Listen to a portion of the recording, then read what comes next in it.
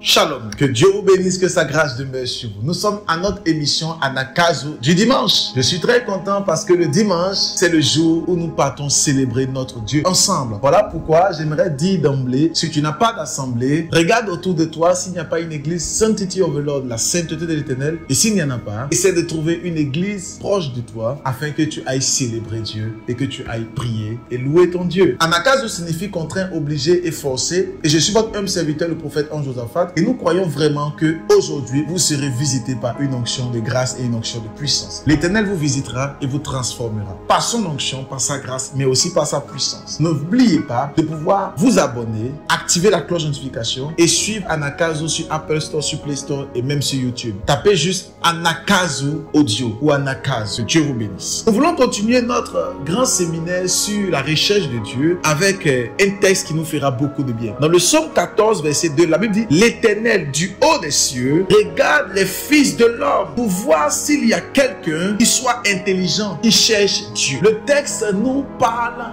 et le texte est tellement puissant. Voilà pourquoi j'aimerais exhorter quelqu'un encore à prier, à méditer la parole de Dieu jour et nuit, même à midi. Parce que la parole de Dieu est une âme puissante, une âme exceptionnelle. Excellent enfant de Dieu. La parole de Dieu est remplie de mystères et de sa force. Regardez ce que la Bible dit ici.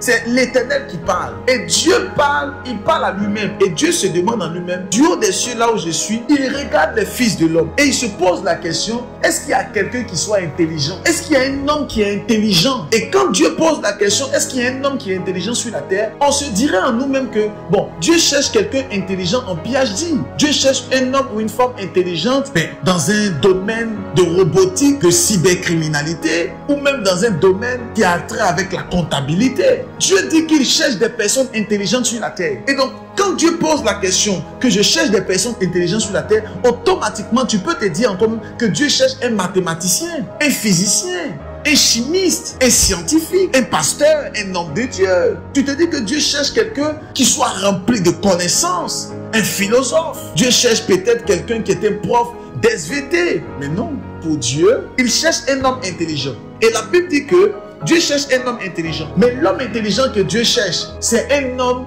qui le cherche lui. Oh, Levara Sukinta. Est-ce que quelqu'un comprend un peu? Dieu cherche un homme intelligent, mais cet homme intelligent que Dieu cherche, c'est cet homme qui est capable de le chercher lui. Pour Dieu, celui qui est intelligent, c'est celui qui est capable de pouvoir le chercher lui. Pour Dieu, celui qui est sage, c'est celui qui est capable de le chercher lui-même. Pour Dieu, pour l'Éternel, la personne qui est sage, la personne qui est intelligente, c'est cette personne qui est capable de faire fi de tout ce qui se passe autour d'elle et qui est capable de chercher l'Éternel des armées. Voilà pourquoi en ce dimanche, j'aimerais te dire que le plus important pour toi et moi, c'est de chercher Dieu. Le plus important n'est pas d'être sur les réseaux sociaux 24 heures sur 24. Le plus important n'est pas de pouvoir courir vers l'or et l'argent ou vers ton époux et ton épouse. Le plus important est de chercher Dieu. Dans le creux du rocher, à l'église, le plus important est de servir Dieu. Pour Dieu, l'homme qui est intelligent, c'est celui qui le cherche. Mais au 21e siècle, beaucoup de personnes ne savent pas chercher Dieu, ne veulent pas chercher Dieu. Ils veulent uniquement la main de Dieu, la poche de Dieu.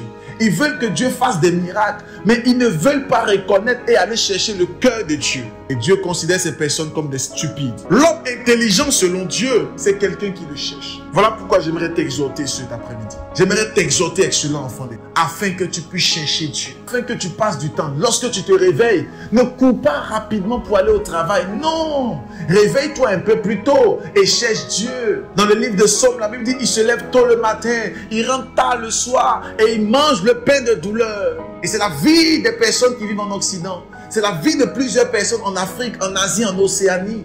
C'est la vie de plusieurs personnes en Amérique. Il se lève tôt le matin, il entre tard le soir, mais il ne sait pas qu'il est en train de manger les pains de douleur. La Bible dit Dieu en donne de temps à ses bien-aimés, même quand ils sont dans les couches. Excellent enfant de Dieu. Dieu veut que nous puissions avoir de l'intelligence. Mais l'intelligence de Dieu, c'est cet homme-là qui est capable de pouvoir rester au pied du maître. Est-ce que homme de Dieu, tu es en train de nous dire de ne pas travailler? Non. Est-ce que homme de Dieu, tu es en train de nous dire d'être fainéant? Non.